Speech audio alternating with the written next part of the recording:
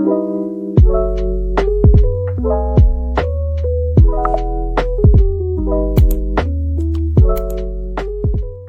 everyone, it's now Sing. Now I'm from the no blue put the line mayam the same. Oh, coconut nina. Oh wait, Baba. Mama, wait, there mango. See mango na te coconut ni. No, photography mango. Oh. Hi, Hi, there mango tree. this mango tree. Mango tree. Mana hana hi ni. Kung ba mayam. So nasi Diwali ki nasi se kata bani na ne. Ako thau su pun pa do ka thong asiga Diwali ka to ho. Semhal liya ba ko. Jenghan ge. Jam na kadi na te da dum chumne gi lafu da tawraga dum thonga da ka to han ge to iba. Ako di hoji jum da siga lei bani na ne ko. Thonga siga. Ka to jenghan ge siga lei re. Siga dung ga khoi lafu pambi se. Siga hore dum candle than bi damak ta ne. Se to hon liba. Di chan pa mang ja khare. Ama ai hoji akoi mamang gi khoi chito no gi jum da ne. La ini ya bane. Mo mayam haining chari ai. Ado dogi ka tau ge hai dana. Ado Apa ada lagi deh. Jangan lagi. Cho. Amda hai toro mama yon thoga. Mama tu jengo. Mama tu jenga ga. Amda hai toro. Se jengo. Hai toro. Hi. Is ikai ne toi chong. Macam tu no ada lagi deh. Mau cana di ini. Mau ini ke cara ga iki seru dalam dere mau perang cakung nana toi se jengo apa. Kata iki seru. Jadre. Wai man lapu ising lang dori, ising da nung lang dori ai. Lango. Wow, hai he. One. Ah. One. Lango. Okay. No, jadi. Mya ai pisai da phammi ne ba ko. Koi pisai su ne kitang sajai bi ge koi get che ga hai na. Adadagi ma le hojik se mi. Bot se kai da. Jum da lae horen dum jeng halage lapu pambi ge taraga khoi thabak su banu pa da ne. Ka tawri ba sajai ba ka hoin candle thana ba ne na. Adoni myam jam da kesum ba decoration ga to ba lak pa natte da. Dum hoi lai puja kitang tawraga candle ki ka thalaga dumai dum tawraga ka to duini ba. Dum jeng halage horen do. Ôi lấy pan đi xí xe, tôi lấy quần đồ phải ra nó xa lên, rồi sống nó tàu đấy, chỉ là sống nó xa lên. Mà em hồi tapi tàu na dia candle sinh nhé, cái nó tàu nó hồi candle rồi nó đâm thà là nè, và nó lấy nung hệt là nè, cái nó tàu đấy, ada hay cái cá cắt là begi nè, hồi xem sao ba tàu nè, bằng hạ tăng lấy ra cái đi, ada tàu này đây mẹ tapi tàu na ấy tàu phải lấy. Mayam ai huji lai nungi lai gi sem sawa loire hayu kat kadaba singse sumaya katawre ado mayam hor lai krom loragam yengminasi ko. Hello ichanau sing happy Diwali. Ichanau sing mayam huji ai rum lotion ba loire lai krom ge taw yeba ko mom thai ro lab da hai la ta lo happy Diwali thai do se Happy. You for candle. happy kena kho Happy. Diwali. Diwali.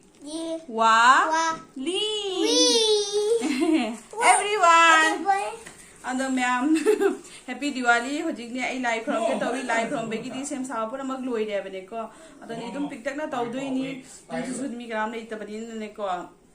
Hang ga iga ni ba gu na dum ka taw ra dum ka taw doi ni. Ado ma'am dum yengminasi hoji ai live from begi ke na taw ra ge ha bane do lao ichanau sing me ha promo su dongai phana mangan thokna pan begi amam bapuna ma chatpi ga angan ba le hona begi ko nasi gi me se da ko adoni me am ichanau sing da hajening badi happy Diwali ado yengminasi me am ko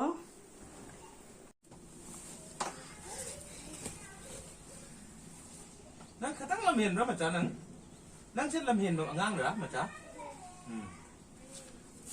nang de di na bab tau da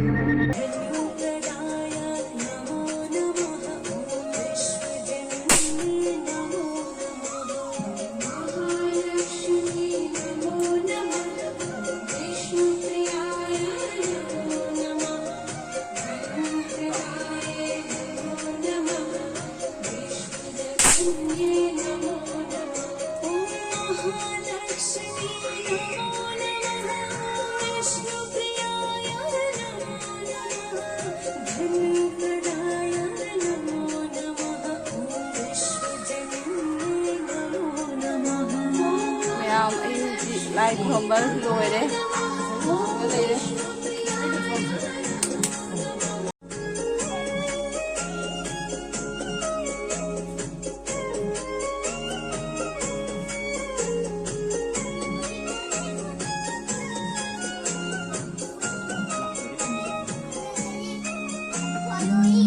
ꯃꯌꯥꯝ ꯂꯥꯏ ꯈꯨꯔꯨꯝꯕ ꯂꯣꯏꯔꯦ ꯍꯧꯖꯤꯛ ꯑꯩ ꯌꯨꯝꯒꯤꯅꯦ ꯂꯥꯏꯒꯤ ꯀꯩ ꯀꯦꯟꯗꯜꯁꯤꯡꯁꯦ ꯄꯨꯝꯅꯃꯛ ꯑꯗꯨꯝ ꯇꯄꯤ ꯇꯧꯅ ꯊꯥꯜꯂꯦ ꯍꯥꯏꯕꯅꯦꯀꯣ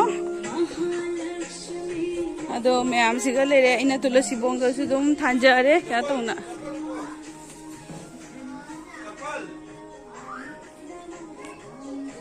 ꯃꯌꯥꯝ ꯍꯧꯖꯤꯛ ꯑꯩꯈꯣꯏꯒꯤ ꯊꯣꯡꯒꯥꯟꯂꯣꯝꯗ ꯊꯣꯛꯀꯦ ꯇꯧꯏ ꯊꯣꯡꯒꯥꯟꯁꯤꯒꯤ ꯑꯗꯨꯝ ꯀꯦꯟꯗꯜ ꯊꯥꯟꯒꯦ ꯍꯥꯏꯅ ꯊꯣꯡꯒꯥꯟ ꯂꯣꯏꯔꯒ ꯑꯗꯨꯗꯒꯤ ꯐꯤꯁꯥꯔꯤꯗ ꯃꯣꯟꯗꯣ ꯊꯥꯟꯒꯅꯤ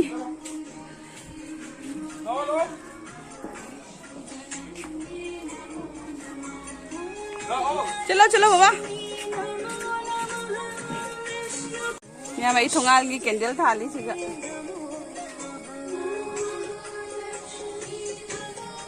सीगो इन्हें सेम ना तभी बा मैं हम सीगा ले रहे कैंडल थाली से हो जाए कोई फिसाई तो मुझे करनी फिसाई तो मुँह थालूगे मैं हम तसी लाओ मैं हम कोई थोंगाल की कैंडल हो जाए थाल ले रहे सीगा सेना कोई की जुम की गेट तो नहीं से कोई थोंगाल की नहीं हो जाए कोई फिसाई दम दम मुझे लगे कोई फिसाई दम दम तो नहीं हो जाए सेना कोई की फिसाई नहीं फिसाई से कसु कैंडल थान के से कोई की फिसाई की गेट नहीं से थान लो रहे मैं फिसाई की से मैम से कोई की जिम की साबदो अदुगी मफम जुमदो अदुगा दुम थालमी बने सिगा थानबा लामी कोई से कैंडल थाली कोई माधव ना सिगा माना कैंडल थाली रो से कोई माधव ना कैंडल थाली होय होय होय होय खा थाल दी यार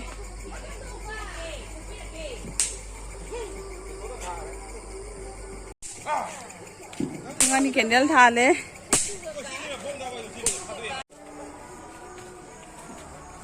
से कैंडल अम्म मतलब में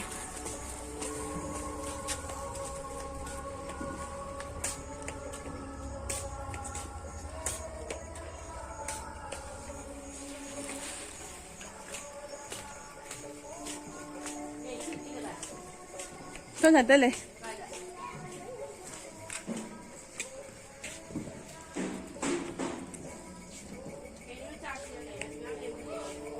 मैं हुई हो तो नदे लाइबा मम्मी मैं थाने का तो मोई लोइद्री अखोई नावबी ना दिया थाला में मोई रंगोली का सजाइना अखोई चतो नोई जुम से याम फजना लोयमे फजना रंगोली का तौना सजाइरमे फजना येंगुने मयामसु फजद्रा